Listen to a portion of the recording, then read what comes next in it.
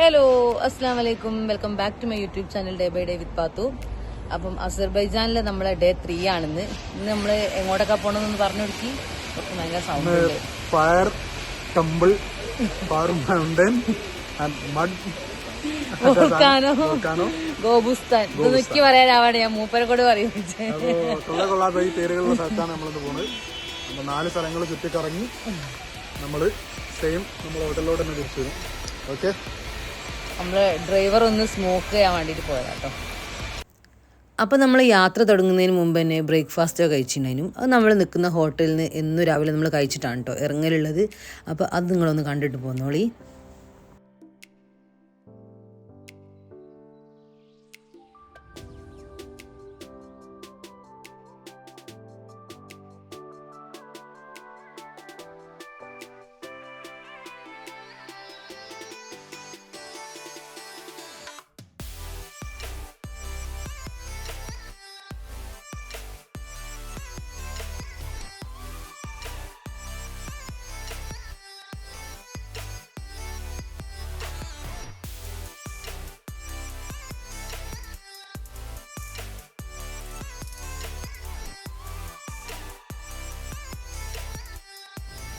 അപ്പോൾ നമ്മളെ യാത്ര ഇവിടെ ആരംഭിക്കുകയാണ് കേട്ടോ. ഇന്ന് നമ്മളൊരു 3-4 ഡെസ്റ്റിനേഷനിലൊക്കെ പോകുന്നുണ്ട്.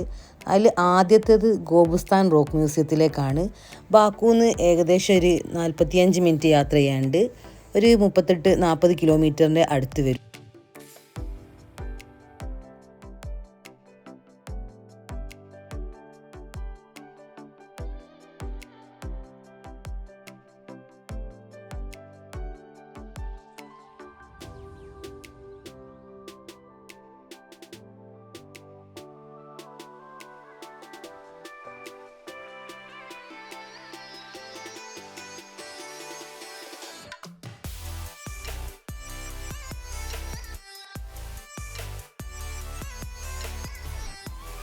അങ്ങനെ പോകുന്ന വഴിക്ക് നമുക്ക് എല്ലാവർക്കും ഉറക്കക്ഷീണം വന്നപ്പോൾ നമ്മളൊരു ചായ കുടിക്കാൻ വേണ്ടി ഇറങ്ങിയിട്ടുണ്ട്.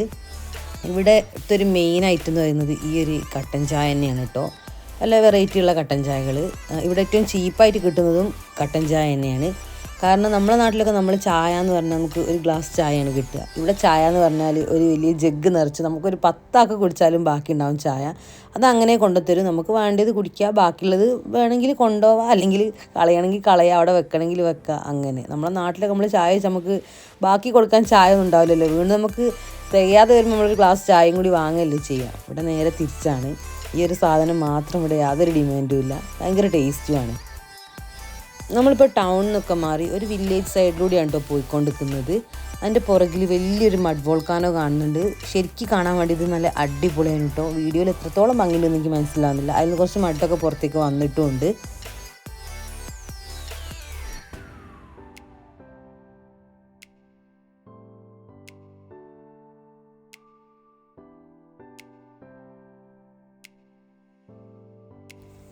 അപ്പോൾ നമ്മളെ ഫസ്റ്റ് ഡെസ്റ്റിനേഷനിലേക്ക് നമ്മൾ എത്തുകയാണ് കേട്ടോ. ഗോബുസ്ഥാൻ റോക്ക് മ്യൂസിയം, അവിടേക്ക് പോകുന്നൊരു വഴിയാണിത്.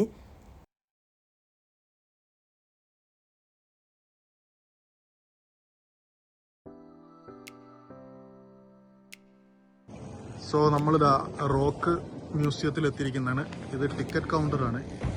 ഞങ്ങളുടെ പ്ലാനിങ് പാക്കേജ് അനുസരിച്ച് ഇവിടെ ടിക്കറ്റ് പ്രൊവൈഡ് ചെയ്യുന്നത് നമ്മുടെ ടൂർ പാക്കേജ് ടീമാണ്. അപ്പോൾ നമ്മുടെ ഗൈഡ് ടിക്കറ്റ് എടുക്കാൻ പോയിരിക്കുകയാണ്. ഇതാണ് ടിക്കറ്റ് കൗണ്ടർ. കാസ എന്ന് പറഞ്ഞാൽ ഇവിടെ എനിക്ക് തോന്നുന്നു കാശ് എന്നാണ് ഉദ്ദേശിക്കുന്നത്. പിന്നെ ആ ചെറിയ റെസ്റ്റോറൻറ്റുകളെല്ലാം അവിടെ ഇങ്ങനെ കാണാം നമുക്ക്. അപ്പം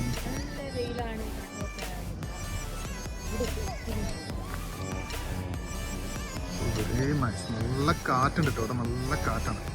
വണ്ടികൾ കാണാൻ പറ്റും. നല്ല പഴയ നല്ല രസമുള്ള വണ്ടികളാണ്. ഫ്രണ്ട് കാണിക്കാൻ പറ്റില്ല. അവിടെ നല്ല രസമുള്ള വണ്ടികളാണ്.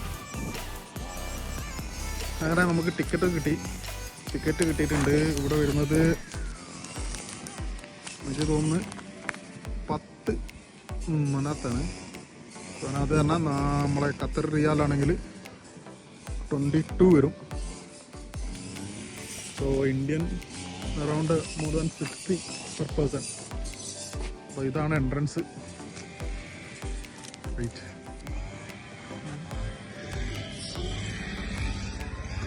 ആണ് എൻട്രൻസ്. റോക്ക് മ്യൂസിയത്തിൻ്റെ എൻട്രൻസ് ആണിത്. ഇങ്ങനെ ഇവിടുന്ന് എൻട്രി ആയി. നല്ല ചെടികളും കാര്യങ്ങളൊക്കെ ഉണ്ട്. ഓക്കെ, ഇത് ഡേ ബൈ ഡേയിലെ പാത്തു ആണ്. അങ്ങനെ മുന്നോട്ട് നടന്നു വരുമ്പോൾ ഇതിൻ്റെ ഇത് കൊടുത്തേക്കുന്നത് കാണാം.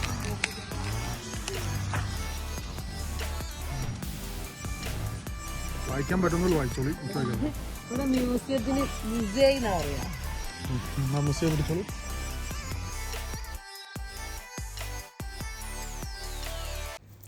ഈ ഒരു മ്യൂസിയത്തിൻ്റെ ഉള്ളിൽ എന്താ ഉള്ളതെന്ന് വെച്ചാൽ നമ്മളെല്ലാവരും സ്കൂളൊക്കെ പഠിക്കുമ്പം ശിലായുഗത്തിനെ കുറിച്ച് പഠിച്ചിട്ടുണ്ടാവും.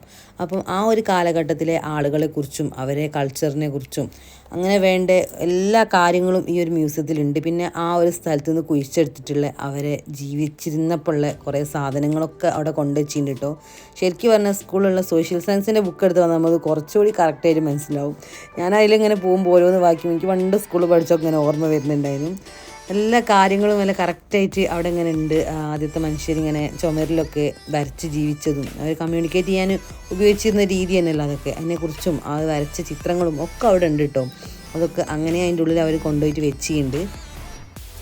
മീനു ഇതൊക്കെ കാണുമ്പോൾ ഞാനിത് സ്കൂളിൽ പഠിച്ചിട്ടുണ്ട് പറഞ്ഞിട്ട് അവളത് ഓരോന്ന് വായിച്ചിങ്ങനെ പറയുന്നുണ്ടായിരുന്നു. അപ്പോൾ ഇങ്ങനെ ഓക്കൊക്കെ ഇപ്പോൾ പഠിച്ചുകൊണ്ടിരിക്കുന്ന ടൈമിൽ തന്നെ ഇതൊക്കെ കാണാൻ പറ്റുന്നതാണ് ഒരു ഭാഗ്യം. ഞാനൊക്കെ പഠിച്ചത്ര കൊല്ലം കഴിഞ്ഞിട്ടാണ് ഇത് കാണുന്നത്. എന്നാലും ഇതിങ്ങനെ കണ്ടപ്പം വീണ്ടും മനസ്സിലേക്ക് അതൊക്കെ ഓർമ്മ വന്നിട്ടോ. അതൊക്കെ നമ്മളെ പഠിപ്പിച്ച ആ ഒരു ടീച്ചേഴ്സിൻ്റെ പവറാണ്.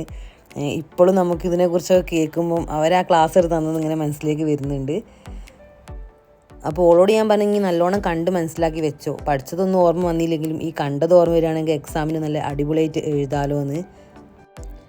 അവർ വേട്ടയാടുന്ന രീതികളും പിന്നെ അവരൊക്കെ അസ്ഥികൾ, എല്ല്, പല്ല്, നഖം അങ്ങനെയുള്ള സാധനങ്ങളൊക്കെ അവിടെ സൂക്ഷിച്ചിട്ടുണ്ട് കേട്ടോ. നല്ലൊരു അത്ഭുതം തന്നെ അതിൻ്റെ ഉള്ളിൽ കയറുമ്പോൾ നമുക്ക്. നമ്മളിങ്ങനെ പഠിച്ച കാര്യങ്ങളൊക്കെ നേരിട്ട് കാണുക എന്നൊക്കെ പറയുമ്പോൾ ഒരു ഇതല്ലേ. ഞങ്ങൾക്ക് ഭയങ്കര അത്ഭുതമായിട്ട് തോന്നിട്ടോ. അതിൻ്റെ ഉള്ളിൽ കയറിയിട്ടുണ്ടെങ്കിൽ നമ്മൾ ആ ഒരു കൊടുക്കുന്ന ഒരു ക്യാഷ് മുതലാണ്. അത്രക്കും നമ്മൾ കാണാനുണ്ട്, കണ്ട് മനസ്സിലാക്കാനുള്ള ഒരുപാട് കാര്യങ്ങളുണ്ട്. കാരണം നമ്മളെയൊക്കെ ഒരു പിന്നെ പൂർവികരെ കുറിച്ചുള്ളതിനാണ് നമ്മൾ കാണുന്നത്.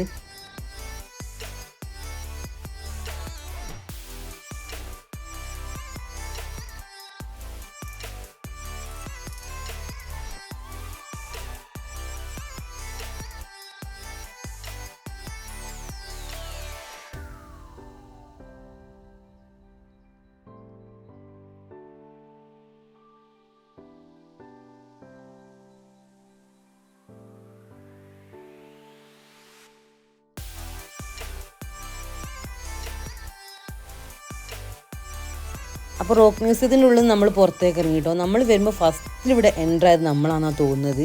തിരിച്ചിറങ്ങി വരുമ്പോഴുള്ളൊരു അവസ്ഥയുണ്ട്. ഇത് കംപ്ലീറ്റ് അവിടെ ആൾക്കാരെ കൊണ്ട് നിറഞ്ഞിട്ടുണ്ടായിരുന്നു. നമ്മളങ്ങനെയാണ്, എവിടെ പോയാലും പോകുമ്പോൾ ആരും ഉണ്ടാവും. നമ്മളങ്ങോട്ട് എത്തുമ്പോഴേക്കും അവിടെ ആൾക്കാർ ഫുള്ളാവും. പിന്നെ നമ്മളിത് അവിടെയൊക്കെ വന്നിട്ട് കുറച്ച് ഫോട്ടോസും വീഡിയോസും ഒക്കെ എടുത്ത് അത്ര തന്നെ. അതിനുശേഷം നമുക്കിനി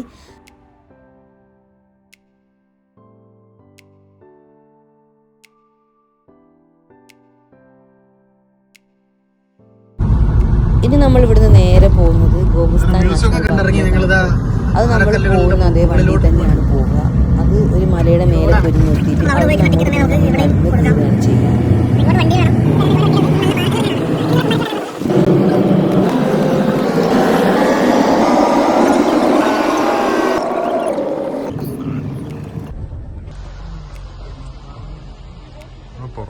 ഇവിടേക്കും ആ സെയിം ടിക്കറ്റ് തന്നെ മതി. നമ്മൾ മ്യൂസിയത്തിൽ കയറുമ്പോൾ എടുത്ത് വേറെ ടിക്കറ്റ് ഒന്നും എടുക്കേണ്ട ആവശ്യമില്ല. ഇവിടുന്ന് അങ്ങോട്ടേക്ക് നമ്മൾ നടന്ന് കയറുകയാണ് ചെയ്യുക.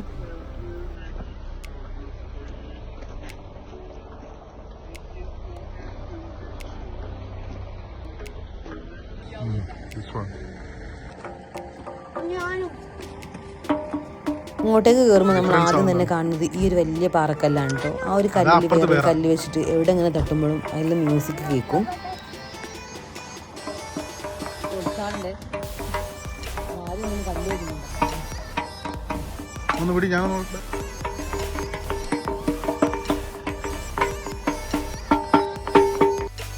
അപ്പോൾ ഈ ഒരു നാഷണൽ പാർക്കിൻ്റെ ഉള്ളിൽ എന്താ ഉള്ളതെന്ന് വെച്ചാൽ 40,000 വർഷങ്ങൾക്കൊക്കെ മുമ്പുള്ള മനുഷ്യന്മാരുടെ ജീവിതത്തിനെ കുറിച്ചുള്ള 6000-ലധികം ശിലാ കൊത്തുപണികളുണ്ട്.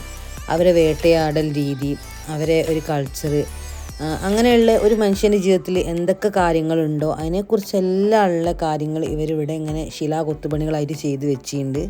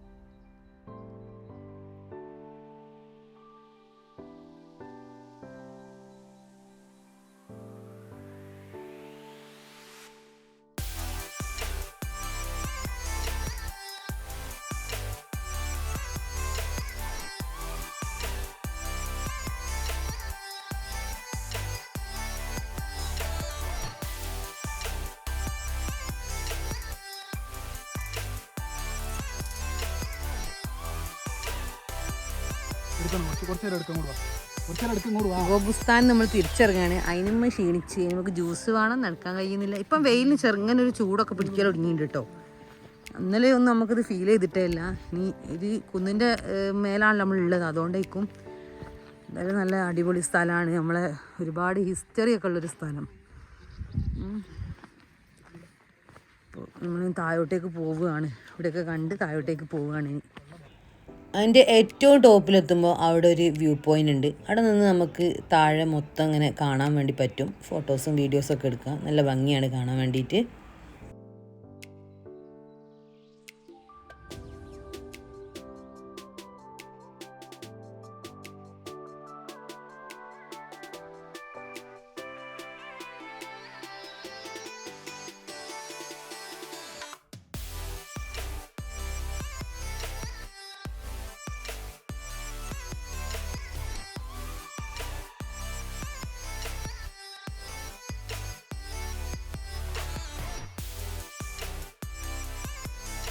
അങ്ങനെ ഗോബുസ്ഥാൻ നാഷണൽ പാർക്കും റോക്ക് മ്യൂസിയം ഒക്കെ കഴിഞ്ഞിട്ട് നമ്മൾ നേരെ പോകുന്നത് ഇനി മഡ് വോൾക്കാനോ കാണാൻ വേണ്ടിയിട്ടാണ്. അതിന് നമ്മളെ വണ്ടിയിൽ തന്നെ പോയിട്ട് പിന്നെ നമ്മൾ കുറച്ച് ഓഫ് റോഡ് പോകാൻ വേണ്ടിയിട്ടുണ്ട്. അപ്പോൾ അത് നമ്മൾ വേറൊരു വണ്ടിയിലാണ് കേട്ടോ പോവുക. അപ്പം ആ കാണുന്നതാണ് നമ്മളെ വണ്ടി. 40 വർഷത്തെ പഴക്കമുണ്ട് ആ വണ്ടിക്ക്. നല്ലൊരു എക്സ്പീരിയൻസ് ഉണ്ടോ അതിലുള്ളൊരു പോക്ക് എന്ന് പറയുന്നത്. നല്ല അടിപൊളി കാണാൻ വേണ്ടിയിട്ട്. 40 വർഷം മുമ്പുള്ളതൊക്കെ നമ്മുടെ നാട്ടിൽ മ്യൂസിയത്തിലാണ് ഉണ്ടാകുക. ഇവിടെ സ്റ്റിൽ ഇപ്പോഴും റോഡുമ്മേൽ നല്ല കുതിര പോലെ ഓടുന്നുണ്ട്.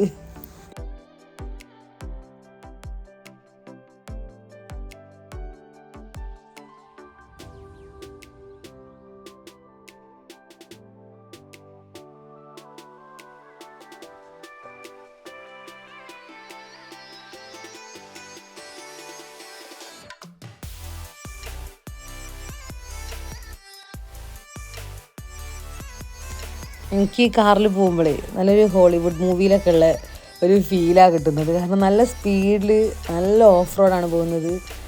നല്ല രസമുണ്ടായി പോകാൻ വേണ്ടി. നമുക്ക് തീരെ പേടിയൊന്നും തോന്നുന്നില്ല. നമ്മളെ നാട്ടിൽ നിന്നൊക്കെ നമുക്കൊരു പേടിയല്ല ഓഫ് റോഡൊക്കെ പോകുമ്പോൾ. പക്ഷെ ഇത് തീരെ പേടിക്കാനൊന്നുമില്ല. നല്ല രസമുണ്ടായിരുന്നു. ഡ്രൈവറാണെങ്കിൽ ഭയങ്കര കമ്പനിയായിരുന്നു കേട്ടോ.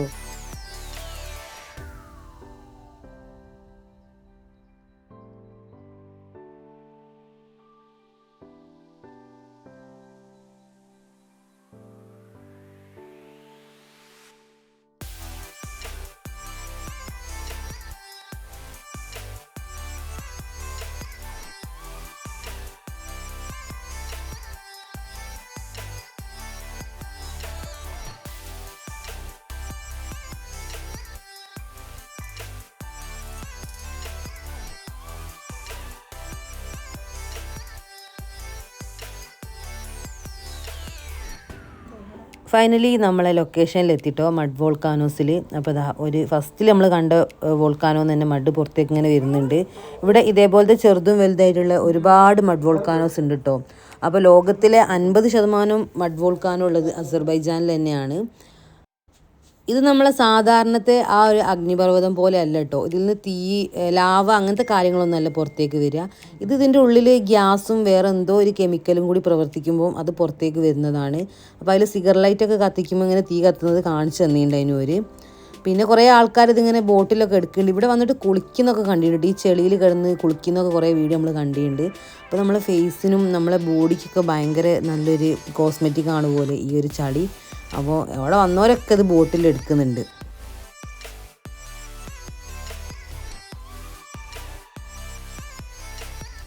പിന്നെ മഡ് വോൾക്കാനോസിൻ്റെ ഈ ഒരു ബാക്ക്ഗ്രൗണ്ട് കാണുന്നത് കാസ്പിയൻ കടലാണ് കേട്ടോ.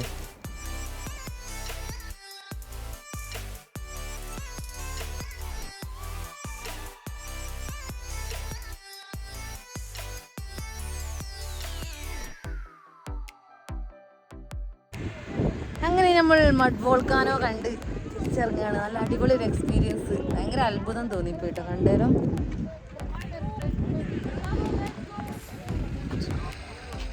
നമ്മളും ഇവിടുന്ന് ഈ മഡ് വോൾക്കാനോ എന്ന് വരുന്ന മഡില്ലേ, അത് പിന്നെ നല്ല കോസ്മെറ്റിക്കാന്നാണ് പറഞ്ഞത്. നമ്മളെ ഫേസിനും നമ്മളെ ബോഡിക്ക് മൊത്തത്തിൽ നല്ലതാണിത്. നമ്മളും വാരിയുണ്ട് ഒരു കുപ്പി നിറച്ചിനും. നല്ലതാണോ നമുക്ക് ഖത്തറിലെത്തിയിട്ട് ട്രൈ ചെയ്ത് വെക്കണം. നമുക്കൊരു ബോട്ടില് മഡ് നമ്മള് ഗൈഡ് എടുത്ത് ഒരു ഒച്ചപ്പാട് ഉണ്ടാക്കിയിട്ടൊന്നും കേൾക്കില്ല. ഇത് തേച്ചിട്ട് വേണം ഞങ്ങൾക്കൊന്ന് വെളുത്തിട്ട് പാറണമെങ്കിൽ. നമ്മളെ കണ്ടാ ഇനി ആരും അറിയൂല. വെളുത്തിട്ട് ഞങ്ങൾ പാറും. അങ്ങനെ പാറിയാ ഇനി ഞങ്ങൾ അസർബൈജാനിൽ വന്ന് മഡൊരു ലോഡ് കൊണ്ടുപോകും.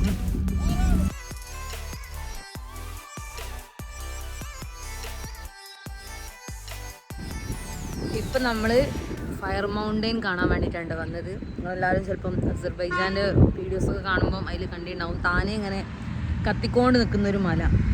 അപ്പോൾ അത് കാണാൻ വേണ്ടി വന്നതാണ്. ഭയങ്കര നൈസായിട്ടുള്ളൊരു സ്ഥലമാണ്.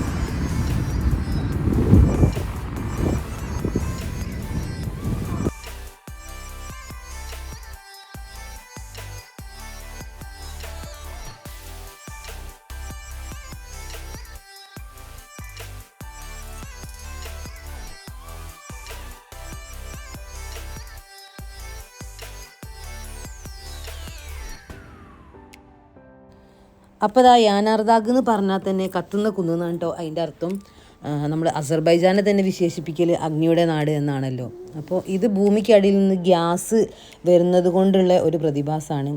1950 എപ്പോഴോ ആട് മേക്കാവുന്ന ഒരു ഇടയൻ ഇവിടെ തീയിട്ടപ്പോഴാണ് ഈ ഒരു പ്രതിഭാസം എല്ലാവർക്കും മനസ്സിലാകുന്നത് കേട്ടോ. അന്ന് മുതൽ സ്റ്റിൽ ഇവിടെ ഇങ്ങനെ തീ കത്തിക്കൊണ്ട് നിൽക്കുകയാണ്. ഇത് കെടാറേ ഇല്ല. അങ്ങനെയൊക്കെയാണ് അവിടെ നമുക്ക് മനസ്സിലാക്കാൻ പറ്റിയത്. പിന്നെ ഇവിടെ ഒരുപാട് ആളുകൾ വന്നിട്ട്, നിങ്ങൾ കാണുന്നുണ്ടോ ആ വീഡിയോയിൽ നിങ്ങൾക്ക് ഓർമ്മയില്ല, കോയിൻസ് ഇട്ടിട്ട് അവിടെ പ്രാർത്ഥിക്കുന്നുണ്ട്. ചിലവരൊരു വിശ്വാസം എന്ന് പറയുന്നതാണുള്ളത്. അപ്പോൾ ആ ഒരു തിണ്ടിലും നിലത്തൊക്കെ ഫുള്ള് കോയിൻസ് ആയിട്ടുള്ളത്. ഇന്ന് നമ്മൾ പോയത് ഫുള്ള് ഇങ്ങനെ വലിയ വലിയ പിന്നെ പാറക്കല്ലൊക്കെ ഉള്ള സ്ഥലത്ത് കൂടിയാണ് കേട്ടോ. പക്ഷേ ഇത് നേരെ തിരിച്ച് നല്ലൊരു കുന്നിൻ ചെരിവാണ് കേട്ടോ. പുല്ലൊക്കെ നിറഞ്ഞിട്ടുള്ള നല്ലൊരു കുന്നിൻ ചെരുവ്. കാണാൻ വേണ്ടി നല്ല രസമുണ്ടായിരുന്നു. നല്ല കാറ്റും ഉണ്ടായിരുന്നു.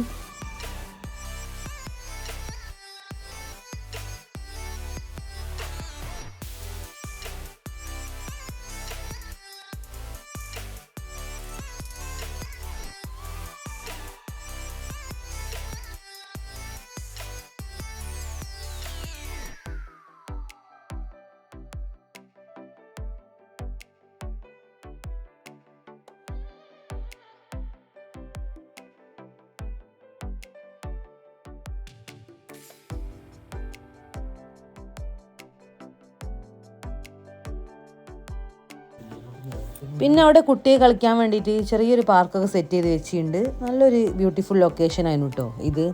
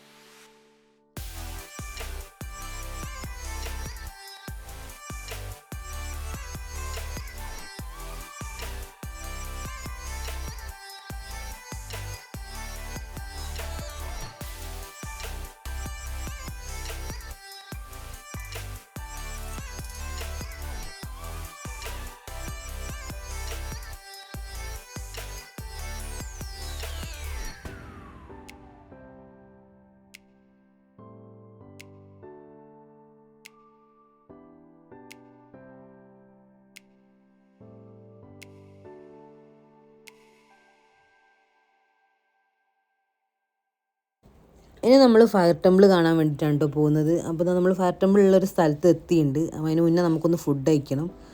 അപ്പോൾ അവിടെ ഒരു ചെറിയ ഷോപ്പുണ്ട്. നമ്മൾ അതൊക്കെ ഒന്ന് കയറി ഇങ്ങനെ കണ്ടായിരുന്നു കേട്ടോ. നല്ല അടിപൊളി സാധനങ്ങളൊക്കെ ഉണ്ടായിരുന്നു അവിടെ.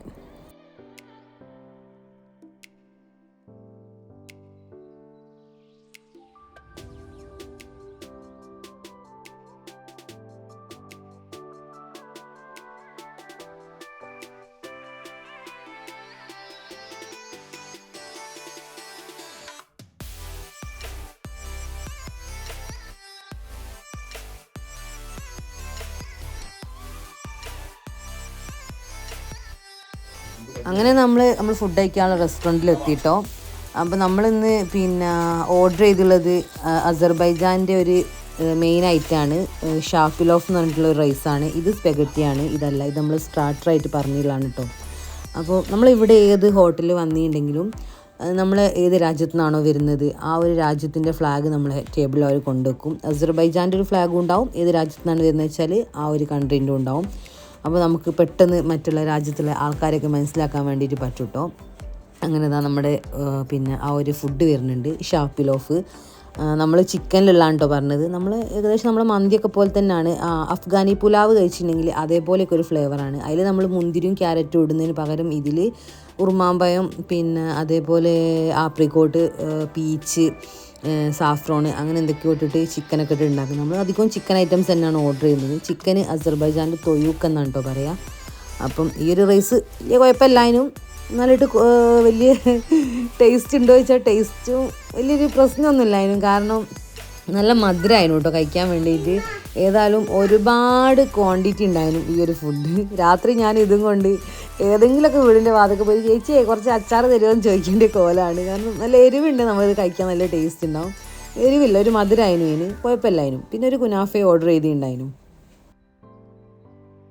അങ്ങനെ ഫുഡൊക്കെ കഴിച്ച് കഴിഞ്ഞ് ഇതാണ് കേട്ടോ നമ്മുടെ ഫയർ ടെമ്പിളിൻ്റെ ഒരു ഫ്രണ്ട് ഏരിയ എന്ന് പറയുന്നത്. നമ്മൾ ഫുഡ് കഴിച്ച ഹോട്ടലാണ് അവിടെ കാണുന്നത്. എൻ്റെ ഫ്രണ്ട് തന്നെ നമ്മൾ ഫുഡ് കഴിച്ചുള്ളത്. പിന്നെ ഈ ഒരു ഫയർ ടെമ്പിളിൻ്റെ ഒറിജിനൽ നെയിം എന്ന് പറയുന്നത് അദീഷ്ക ടെമ്പിൾ എന്നാണ് കേട്ടോ. അദീഷ്ക എന്ന് പറഞ്ഞാൽ പേർഷ്യനിൽ തീ എന്നാണ് അർത്ഥം. അപ്പം ഇതിൻ്റെ ഒരു ചരിത്രം എന്ന് പറഞ്ഞാൽ നമ്മളെ ഇന്ത്യക്കാരൊക്കെ ആയിട്ട് വളരെ ബന്ധപ്പെട്ട് കിടക്കുന്ന ചരിത്രമുള്ളൊരു അമ്പലമാണ് കേട്ടോ ഇത്. അപ്പോൾ അത് നമ്മൾ ടിക്കറ്റ് കൗണ്ടറിൽ ടിക്കറ്റ് എടുത്ത് അതവിടെ കാണിച്ച് എൻട്രൻസ് കാണിച്ച് സെക്യൂരിറ്റി ചെക്കിങ് കഴിഞ്ഞിട്ടാണ് അതിൻ്റെ ഉള്ളിലേക്ക് കയറുക.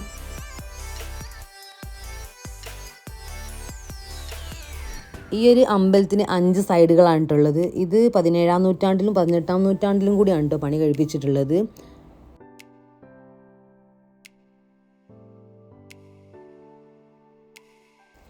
നമ്മളെ ഇന്ത്യൻ ഉപഭൂഖണ്ഡത്തിൻ്റെ വടക്ക് പടിഞ്ഞാറുള്ള ആളുകളൊക്കെ ഇവിടുത്തെ കാസ്പിൻ പ്രദേശമായിട്ട് വ്യാപാരത്തിൽ ഏർപ്പെട്ടിട്ടുണ്ടായിരുന്നു. അപ്പം അവർ ഈ ഒരു അമ്പലത്തിനെ ഒരു തീർത്ഥാടന കേന്ദ്രമായിട്ടാണ് കണക്കാക്കിയുള്ളത്. അങ്ങനെ അവർ യാത്രകളിലൊക്കെ ഇവിടെ വരെയും പോയി നമ്മുടെ ഗണപതിയും നടരാജ വിഗ്രഹവും ഒക്കെ ഇവിടെ ഉണ്ട് കേട്ടോ. പിന്നെ ഇവിടുത്തെ ലാംഗ്വേജ് എന്ന് പറയുന്നത് സംസ്കൃതത്തിലും പേർഷ്യനിലും എഴുതിയിട്ടുണ്ട്. അതുകൊണ്ട് ഇത് ഹിന്ദുക്കളുടെ ഒരു അമ്പലമായിട്ടും ഇതിനെ കണക്കാക്കുന്നുണ്ട്. പിന്നെ ഒരുപാട് സംസ്കൃതത്തിൽ എഴുതിയ ശ്ലോകങ്ങളൊക്കെ അവിടെ നമ്മൾ കണ്ടിട്ടുണ്ടായിരുന്നു കേട്ടോ.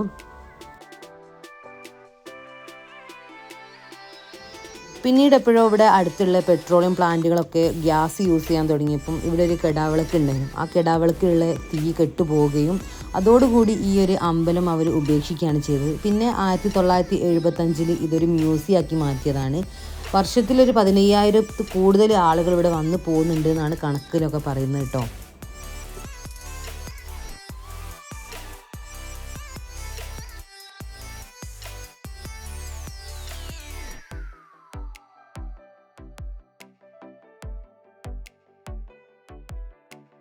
പിന്നെ ഇതേപോലെ ജീവൻ തുടിക്കുന്ന കുറേ പ്രതിമകളുണ്ട് കേട്ടോ ഇവിടെ. ഇതൊക്കെ പ്രതിമയാണ്, നമുക്ക് വിശ്വസിക്കാൻ തന്നെ ബുദ്ധിമുട്ടാവും. അത്രയ്ക്ക് എന്താ പറയുക, ഒരു ജീവനുള്ള പോലെയാണ് ഇത് കണ്ടാൽ നമുക്ക് തോന്നുക.